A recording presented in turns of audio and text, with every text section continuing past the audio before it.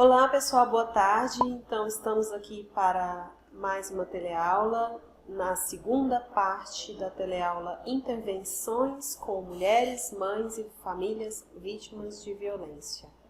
O meu nome é Sofia Gomes, eu sou psicóloga analítica comportamental ou comportamental aplicada, psicopedagoga, terapeuta na Clínica Essência e docente na Faculdade ICG e aqui no telecurso, na telesaúde, desculpa. Bom, então nessa segunda parte nós vamos enfatizar a questão das possibilidades de intervenção. Então eu voltei aqui no slide por quê, com esse grupo de pessoas, com mulheres, com mães, com famílias.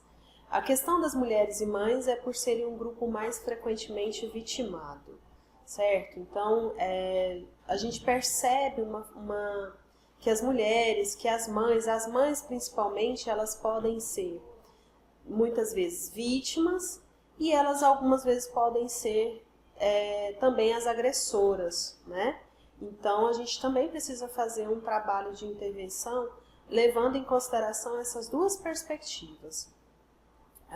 Por que famílias? Porque aí entramos num outro grupo também muito frequentemente vitimado, que são as crianças, tá? E nós trazemos para dentro desse grupo, quando a gente fala de família, o homem adulto. Então, não dá para fazer intervenção, como eu já tinha dito na aula número 1, não dá para trazer uma possibilidade de intervenção com a família vítima de violência, só com as mães, só com as crianças. Eu preciso inserir o máximo possível que eu conseguir, que der, o homem adulto. E por quê? Porque talvez esse homem um dia já foi vítima, direta ou indireta, dessa violência, E hoje ele é o agressor, tá? Então, mais uma vez, eu vou lembrar vocês que nós estamos falando principalmente da violência como violência doméstica.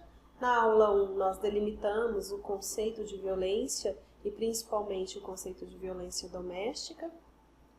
Nós estamos falando, como eu falei na aula 1, que não que o homem adulto também não possa ser uma vítima, mas que com mais frequência nós observamos que o grupo mais vitimado são as mulheres, são as mães, são as crianças, tá? Então, por isso nós trazemos esse grupo para buscar formas de intervenção. E o que significa intervir? O que significa propor intervenção? Primeiro, significa encarar o problema como uma questão de saúde pública. Como eu havia dito na aula anterior, é uma questão de saúde pública a questão da violência como um todo e principalmente a violência doméstica, porque traz várias consequências, não só para aquele indivíduo que está sofrendo violência doméstica direta ou indiretamente, mas também para toda a sociedade. As consequências que o indivíduo carrega com ele vai levar para a sociedade. E aí sim é um problema de saúde pública, onde precisa ter intervenções a nível de saúde pública.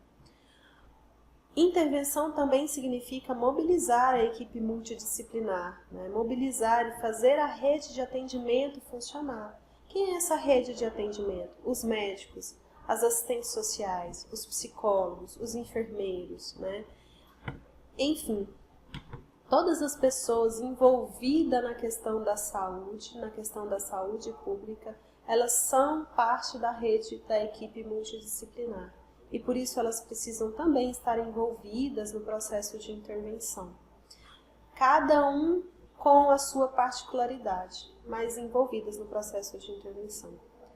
Intervir significa buscar estratégias não só para lidar com consequências, mas também com as causas. Às vezes a gente pensa que intervenção é só no plano de depois que aconteceu. Vamos lidar com as consequências. Mas na verdade não. Na verdade a gente precisa buscar estratégias que lidem com as causas da violência, com as causas do comportamento agressivo, tá? Então o processo precisa ficar claro, não só para consequências, mas também para causas. Intervir significa estratégias de educação e também psicoterapêuticas, que é o nosso foco principal nessa teleaula. Buscar estratégias que eduquem, que informem, né, sobre violência doméstica, sobre como lidar, como intervir, como a comunidade pode intervir, como se esquivar de uma forma mais adequada dessa violência, né?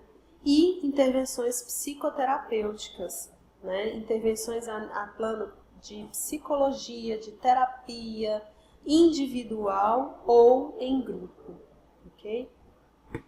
Então vamos lá. Estratégia psicoterapêutica. Sobre isso, o que nós estamos falando? Nós estamos falando de um acompanhamento sistematizado com um psicólogo preparado para lidar com esse tema, tá? Tanto em atendimentos individualizados como em grupo. Eu posso fazer uma proposta de intervenção psicoterapêutica para o grupo? Sim, eu posso. Mas eu também preciso perceber quais daqueles indivíduos precisam de uma proposta psicoterapêutica individualizada. E quando isso for possível, ou dentro das unidades de saúde, ou por um encaminhamento para uma outra unidade ou para um outro profissional, ou seja, eu preciso fazer os devidos encaminhamentos, na verdade, quando houver necessidade de atendimentos individualizados, tá? Se na minha unidade de saúde a proposta é só trabalho com grupos, ou só um trabalho de triagem, ou só um trabalho paliativo, eu preciso então saber aonde está a rede de atendimento individualizado, ok? O acompanhamento psicológico, ele abordará a história de vida dessas pessoas. De quem? Das mulheres, das mães, né? Das famílias como um todo. Então, ela vai trazer à tona sentimentos escondidos. Ela vai trazer à tona, às vezes, segredos não revelados. Ela vai trazer à tona, principalmente, crenças disfuncionais que podem manter essas pessoas no ciclo de violência. O que são essas crenças disfuncionais? São o que aquela pessoa acredita em relação à violência. Como ela percebe a violência que ela mesma sofre, que ela aplica a outras pessoas ou que ela vê outras pessoas sofrendo ou aplicando. Então nós vamos trabalhar com o que a pessoa acredita. E aí, tentando entender o que ela acredita, como ela vivencia a violência, para poder colocar novas propostas mais adequadas, propostas mais saudáveis para a vida dela, tá? Então, por que é importante o acompanhamento psicológico? Por tudo isso aqui. Porque vão aparecer essas características, esses sintomas, né? As pessoas vão apresentar trazer à tona os sentimentos escondidos, né, os segredos não revelados. Durante, então, o processo de educação para a violência, podem ocorrer algumas questões sobre essas. E se o grupo ou se o indivíduo não estiver sob o acompanhamento psicológico, tem a grande possibilidade daquela intervenção, então, não funcionar. Porque ou ele vai abandonar, né, ou ele não vai entender o que está acontecendo, enfim. De alguma forma, aquela intervenção pode não funcionar, pode não chegar ao objetivo. Geralmente, as mulheres que são as vítimas de violência por seus cônjuges foram vítimas também quando crianças, direta ou indiretamente, de um ou mais dos 3 tipos de violência citados anteriormente, perpetuados por seus pais. Então, o que isso significa? Lembras dos tipos de violência? Violência física, violência psicológica, violência sexual, violência por negligência. Então, dentro de um processo de intervenção com relação à violência doméstica, eu posso, durante, por exemplo, o processo de psicoterapia individual ou processo de terapia em grupo, perceber que as mulheres que participam deste grupo ou dessa terapia individual, elas apresentam um histórico, ou as mulheres ou a família, né, de uma forma geral, apresentam um histórico, apresentam a sua história de vida relacionada como vítimas. Vítimas indiretas ou diretas, né? Perpetuadas por quem? Pelos pais dessas pessoas, ou por parentes, né, dessas pessoas. Então isso é entender o ciclo de violência para entender quais as causas dessa violência doméstica e poder fazer intervenção. Mães que são vítimas de violência tendem a ser mais nervosas com seus filhos e não sabem como colocar regras claras e coerentes para situações claras e coerentes para as crianças, né? Então, o que isso significa? Muitas vezes a gente percebe que as mães que sofrem violência doméstica, né, por seus companheiros, por exemplo, quando elas estão com seus filhos, elas tendem a ser pessoas mais nervosas, mais agressivas. É claro que eu não estou falando de regra geral para todo mundo, mas a frequência maior, o que a gente percebe com maior frequência, né, é que essas mães, que essas mulheres, elas tendem a ser mais nervosas com seus filhos, tendem a ter menos paciência, tendem também a não conseguir manter e estabelecer regras de convivência, regras, limites coerentes para essas crianças. Né? E aí essas crianças ficam cada vez também mais estressadas ou mais difíceis, né? O que faz novamente o ciclo se perpetuar. Aí a mãe fica cada vez mais nervosa e cada vez mais agressiva. Então o ciclo de violência continua dentro da família.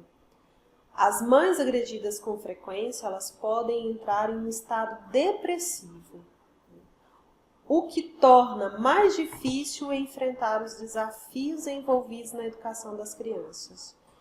Então, elas não só podem apresentar um comportamento extremamente nervoso, mas também um comportamento extremamente depressivo.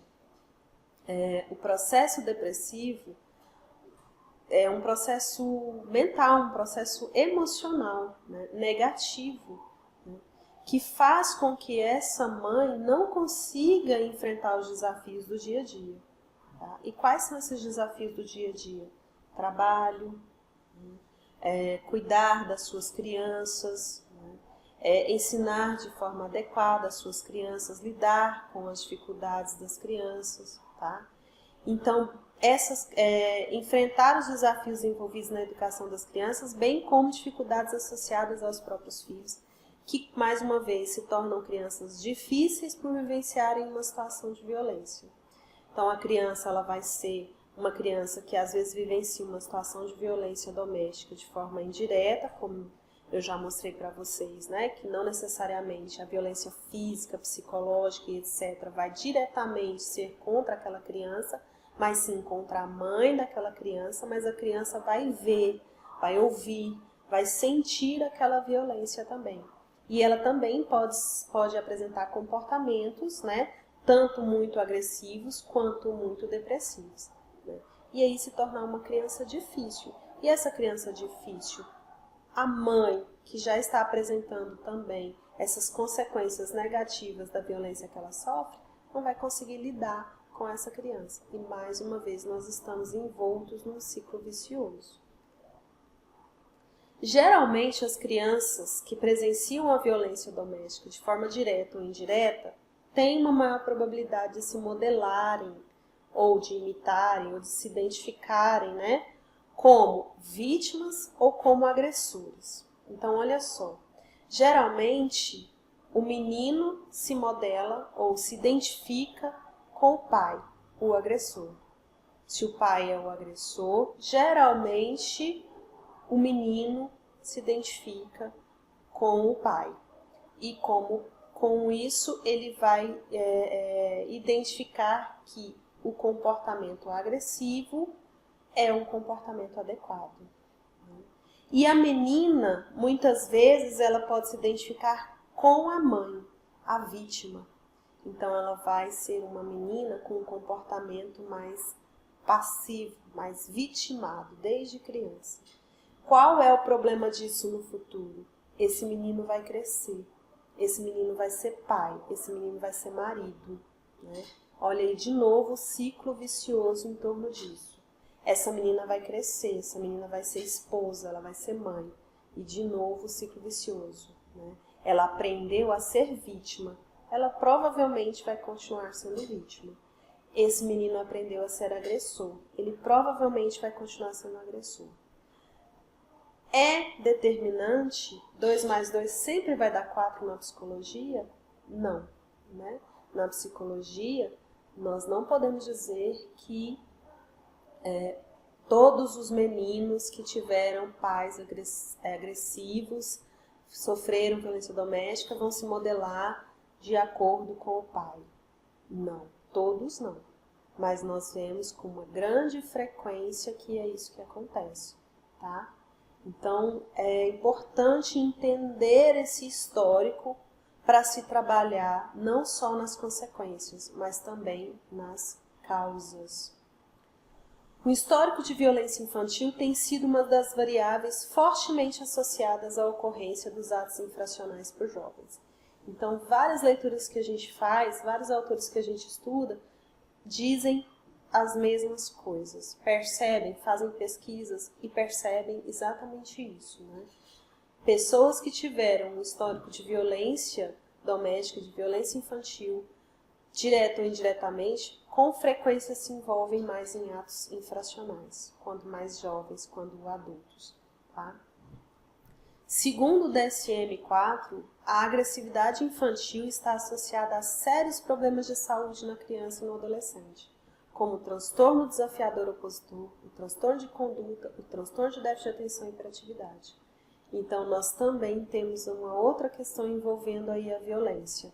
Quanto mais frequentemente exposto a um contexto de violência, maior probabilidade da pessoa, do indivíduo, ainda criança, ainda adolescente, desenvolver algum transtorno como esse que está sendo exposto, o desafiador, o transtorno de conduta, o déficit de atenção e hiperatividade. Okay? As pesquisas brasileiras apontam a ocorrência de maus tratos a crianças para um maior número de agressões por parte de mães do que pais. Olha só uma coisa interessante e que vai de acordo com o slide anterior. Mães, quando são vítimas de violência doméstica, muitas vezes são mães extremamente depressivas ou extremamente nervosas. De alguma forma, elas vão externalizar o sofrimento vivido com relação à violência doméstica, né? E por que elas acabam sendo as maiores agressoras das crianças ao invés dos pais, do pai, da figura paterna, né? Justamente por esse processo que ela vem vivendo. É um dos fatores que leva as mães a serem as maiores agressoras de crianças, né? Elas ficam mais debilitadas emocionalmente, mais nervosas, mais depressivas, não conseguem lidar com os comportamentos daquela criança, então é mais fácil ser agressiva também, perpetuar essa agressividade, né? Esse fato se dá porque muitas mulheres chefiam lares, né, monoparentais. Então, um dos fatores é porque às vezes o pai não está presente, não tem a figura paterna. Essas mulheres são chefes dos lares, tá? Então, elas estão o tempo todo sob forte pressão, sob forte estressores, muitos estressores ao mesmo tempo. Então, elas chefiam os lares, elas têm a menor renda do que o homem e, portanto, estão expostas a um maior nível de estressores, tá? Então, essa é uma das explicações também que se dá a essa pesquisa. Quais são esses estressores? Uma pobre rede de apoio. O que é a rede de apoio? A rede de apoio pode ser a comunidade que está perto daquela, a vizinhança, né, que está perto daquela família, daquela mãe. Pode ser os próprios familiares daquela mãe, que às vezes não está perto, estão distantes, ou fisicamente distantes, ou emocionalmente distantes, ou seja, não querem participar, né? Também a rede de apoio, somos nós da área da saúde, né? Os profissionais da área da saúde que trabalham nos PSFs, nos postos e etc., e que talvez essa rede esteja muito distante fisicamente dessa mãe, ou até mesmo muito distante psicologicamente, porque não é porque é profissional de saúde que realmente consegue atender de uma forma adequada essa demanda, tá? Possibilidade de histórico de violência conjugal, então mais uma vez entra essa questão que nós já falamos anteriormente. Quanto maior histórico de violência conjugal essa mãe tiver, maior probabilidade dela também ser uma mãe mais emocionalmente abalada e aí mais agressiva. Maior tempo de interação com os filhos do que o pai. Isso também é um fator estressor. A mãe fica mais tempo com as crianças, né? Ou às vezes, mesmo trabalhando fora, ela ainda assim tem um papel maior no cuidado com essas crianças. E aí é onde a responsabilidade maior fica com a mulher, com a mãe. É um fator extremamente estressante também, né? Junta-se tudo isso e nós temos então uma bomba relógio, tá? E é preciso prestar bastante atenção nessa pessoa, nessa mulher, nessa mãe. Como ela está se sentindo, como ela pensa sobre o comportamento dela, sobre o comportamento dos filhos, do marido, né? Como ela vê, como ela percebe violência. O ensino de habilidades parentais. Então agora nós já estamos falando de um processo mais educacional, mas que não deixa de ter o viés psicológico e não deixa de precisar da presença do profissional de psicologia.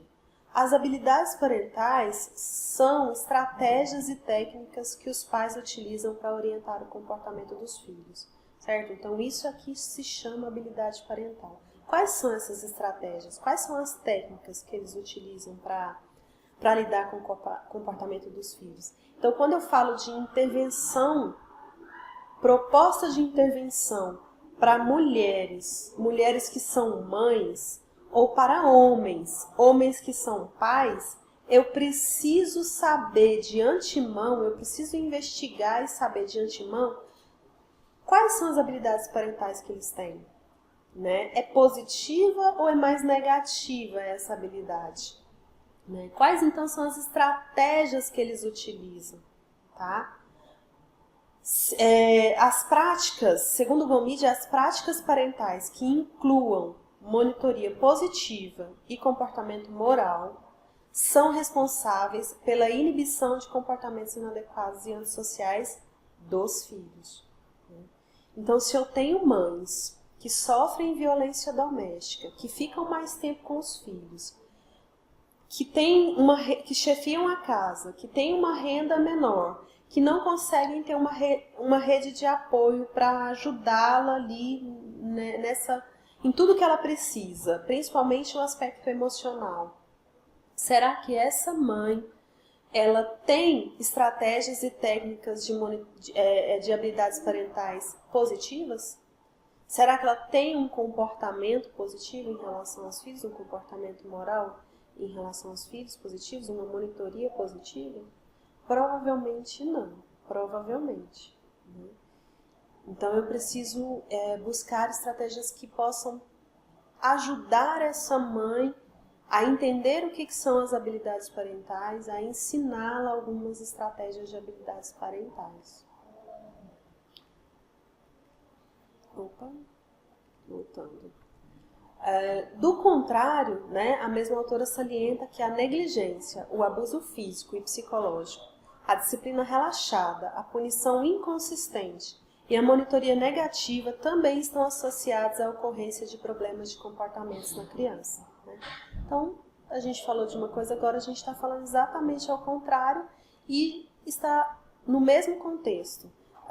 Mães que chefiam família, que têm renda menor ou que sofrem ou sofreram, né, frequentemente violência doméstica, elas tendem a não ter ou a ter habilidades parentais negativas, né? Então, ela vai acabar tendo filhos, crianças, também com comportamentos mais negativos, com comportamentos mais difíceis de se lidar e com consequências desses comportamentos cada vez maiores. Ok? Um programa de ensino de habilidades parentais, ele precisa mesclar componentes psicoterápicos, psicoterapêuticos e educacionais. Então, como eu falei, é um programa que eu preciso ensinar, é um programa educacional, mas também é um programa terapêutico, porque eu vou primeiro levantar o histórico dessa família, né? Quais são as habilidades que essa família tem ou não tem, para depois poder ensiná-los. A intervenção psicoterapêutica é fundamental para lidar com os aspectos emocionais associados ao histórico, né? É aquela que a gente conversou, que vai suscitar várias questões emocionais das pessoas, e eu preciso ter esse apoio psicológico para que eu possa conseguir educar e ensinar novas habilidades para essas pessoas. Eu preciso desenvolver materiais e instrumentos educativos, né? E aí, dentro dessas possibilidades de materiais e instrumentos educativos, existem algumas sugestões que outras pessoas, né, já fizeram. Então, para preparar essa aula, eu pesquisei alguns autores, e dentro do livro Aspectos Psicológicos da Violência, tem o restinho Aspectos Psicológicos da Violência, Intervenções na Prática da Psicologia Comportamental, se não me engano, né? As autoras estão aí, depois vocês podem buscar pelas autoras, buscar pelo livro. No capítulo onde ele traz o projeto de parceria, ensinando habilidades parentais, é uma pesquisa muito rica, é uma pesquisa muito interessante e que, inclusive, eles disponibilizam o material, sugestão de material, cartilhas para serem trabalhadas nos grupos ou no atendimento individualizado, ou seja, proposta de intervenção, né? Então aqui, nesse link, nesse site, vocês vão encontrar as cartilhas e é só baixar, tá? Cartilhas que podem auxiliar no desenvolvimento dos projetos aí de vocês, profissionais da área de saúde, ok? É só ir lá e baixar, ver quais as cartilhas são mais pertinentes a cada projeto, a cada intervenção. É claro que adaptar, né? Não adianta querer que as coisas estejam prontas à realidade de vocês. Precisa ser adaptado para a realidade de vocês, ok? Então, essa é uma sugestão de material. Bom, o projeto de intervenção, então, primeiro ele precisa partir do princípio de que os profissionais precisam saber o que é violência, entender o que é violência doméstica, contextualizar. Depois ele precisa partir do princípio da triagem das famílias, ou seja, selecionar as famílias interessadas a participar. Como essas famílias chegam até vocês, né, nas unidades de saúde? Elas chegam pedindo ajuda? Né? Uma ou outra pode até ser, mas algumas não, a maioria não. A maioria, os assistentes sociais, os psicólogos, a equipe multidisciplinar precisa ir lá e bater na porta, né? Precisa desenvolver o projeto e chamar, vem participar desse projeto. Então, eu preciso fazer uma seleção dessas famílias, uma triagem, tá? Como que pode ser isso? Eu posso simplesmente divulgar e falar, olha, vamos começar a fazer o projeto sobre violência doméstica, ou pode usar um título não tão impactante, né? Para que as pessoas também não fiquem com receio de participar, porque a maioria não quer assumir que faz parte de um contexto de violência doméstica, por exemplo. Mas, enfim, utilizar uma forma de chamar essas pessoas a participarem. E aí fazer o quê? As entrevistas, né, com as famílias, com as mães, com os pais e até com as próprias crianças, tá? E delimitar, claro, a equipe multidisciplinar X vai cuidar da parte do projeto com as mães, ou da parte do projeto com os pais, ou só com as crianças. Pode ser toda a família, né? Cada um com as suas particularidades, e pode ser apenas com as mães em primeiro momento, depois só com os pais, depois só com as crianças, enfim. Isso vai de acordo com cada realidade. Pode-se utilizar instrumentos para a coleta de dados. Que tipo de instrumentos? A entrevista, né? Os inventários, e aí eu trago a possibilidade do inventário de estilos parentais, os questionários de capacidade e dificuldades das crianças. Esses inventários e esses questionários são de uso do psicólogo. Então é necessário que o psicólogo tenha acesso, estude e aplique esses questionários e esses inventários, ok? Inventário de estilos parentais. O objetivo é identificar famílias de risco ou não, quanto suas práticas educativas, né? Então, primeiro aqui, eu vou fazer o levantamento de quais são as técnicas que as famílias utilizam aí com relação às suas habilidades, aos seus estilos parentais. E dentro desse inventário eu vou aplicar, vou corrigir e vou perceber quais são as famílias que estão no maior nível de risco, né? Ou seja, que não tem estilos parentais adequados a quebrar um ciclo de violência, e sim a perpetuar o ciclo de violência. Questionário de capacidades e dificuldades da criança. O objetivo de rastrear problemas de saúde mental em crianças e adolescentes de 4 a 16 anos. Tá? Então, esses são aplicados nas crianças. E o objetivo é perceber se elas estão passando por questões já de ordem mental, de ordem de saúde mental. Pode ser aplicado em crianças de 4 anos de idade e vai até os 16. A bateria Beck para ansiedade, depressão e suicídio. Então, uma bateria também que é de uso, todos esses são de uso do psicólogo, tá? Então, apenas o psicólogo pode adquiri-los, apenas o psicólogo pode aplicá-lo, corrigi-lo e fazer a devolutiva necessária. Mas são instrumentos que servem sim para a gente triar, para a gente rastrear e para a gente poder conseguir realizar o projeto, tá? Fazer propostas de intervenção. O inventário de resoluções de problemas, o objetivo é medir habilidades do indivíduo para resolver os problemas da vida diária. Então aqui também eu vou entender como que aquele indivíduo lida com os problemas da vida dele, os problemas do cotidiano, né? E assim propor novas formas desse indivíduo lidar com alguns problemas, tá? Com os problemas do cotidiano que afeta demais as famílias e pode perpetuar o ciclo vicioso da agressividade. Após a coleta dessas informações, é necessário programar as sessões psicoterápicas, né? De forma individual ou em grupo. Então, eu coleto as informações e eu vou programar, eu vou estruturar as sessões como elas vão ser.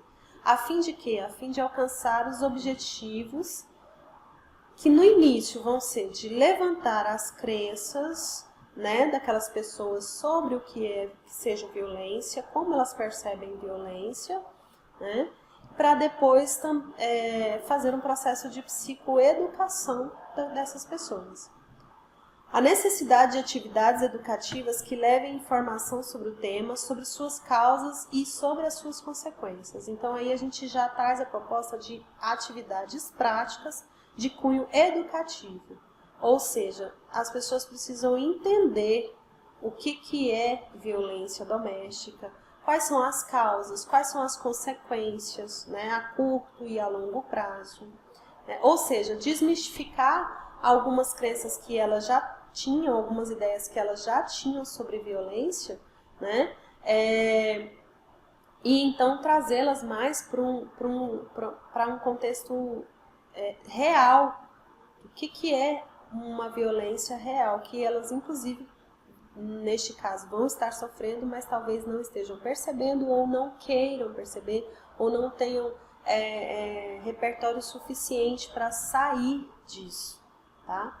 Pode-se desenvolver atividades lúdicas não só com as crianças, mas também com os adultos. Os adultos se beneficiam demais de atividades lúdicas. Como se diz, volta a ser criança, né? E quando a gente volta a ser criança, a gente se liberta, a gente se desamarra.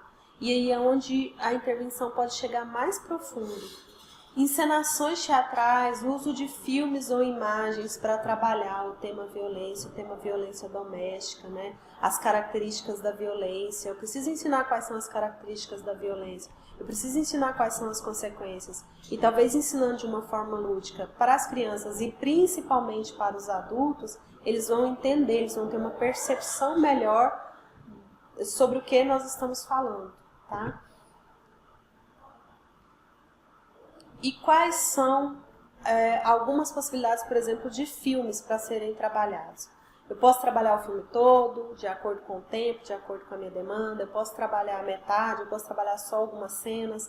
Trabalhar de que forma? Eu posso assistir junto com as pessoas parte do filme, discutir, né? Eu posso pedir para que elas encenem parte do filme e depois a gente entra numa discussão. Então, são várias as possibilidades de prática. Eu preciso pesquisar sobre isso, né? E aí colocar em prática junto com o grupo ou individualmente, tá? Filmes interessantes, então. Voltando a Viver, Um Grande Garoto, Um Crime Americano, Sobre Meninos e Lobos, Thelma e Louise, Stella, O Labirinto do Fauno. Então, são esses filmes todos, tem vários outros. Se vocês pesquisarem na internet, vocês vão achar uma lista enorme de filmes que falam sobre essa temática violência doméstica, violência física, violência psicológica, violência sexual, violência por negligência, tá? Então, esse filme aqui é um filme para criança, mas que adulto, que é O Labirinto do Fauno, também pode assistir, óbvio. E ele é um filme que retrata muito do que a gente falou desde a primeira aula. Ele é um filme que retrata violência, guerra. Ele está num contexto de guerra, então ele vai retratar a violência através da guerra. Ele vai retratar a violência por negligência, né, de uma mãe que estava e que foi, de certa forma, negligente, mas tem todo um contexto por trás disso, então é importante, né? A violência de um padrasto, no caso aí, né, do padrasto da criança. Enfim, ele vai retratar várias formas de violência que podem ser discutidos com os grupos, podem ser discutidos num aspecto mais individualizado também, tá? Então, essas sugestões, deixa eu ver se tem outras, não. Essas sugestões, elas são para que vocês tenham noção, mais ou menos uma noção do que pode ser feito, do que vocês podem fazer na prática, né? São só algumas sugestões, algumas pinceladas, algumas pontuações. É preciso que vocês pesquisem, que vocês busquem, que vocês entrem nos sites, que vocês pesquisem na internet, que vocês realmente façam um projeto multidisciplinar, pensando que várias pessoas da equipe elas precisam estar envolvidas nesse projeto, né? Enfim, e no contexto do profissional de saúde, psicólogo e assistente social, que muitas vezes trabalham mais próximos, né? Pode-se realizar esse projeto fazendo uma chamada de quais as famílias elas são mais aptas a participar, trazer essas famílias, trazer esses pais, trazer essas mães, né? Trabalhar com eles a psicoterapia individual quando for necessária e grupo quando for pertinente, trabalhar com essas crianças, envolvê-los num contexto, numa temática mais lúdica, principalmente, tá? E, enfim, buscar várias estratégias que possam chamar a atenção dessas pessoas e mudar a crença dessas pessoas em relação ao que elas conhecem, ao que elas entendem sobre violência, tá? Enfim, é isso. Muito obrigado aí pela paciência, pela audiência de vocês. Os meus contatos estão aí novamente. Se alguém precisar falar comigo, tranquilo, é só mandar mensagem. Muito obrigado e boa tarde. Música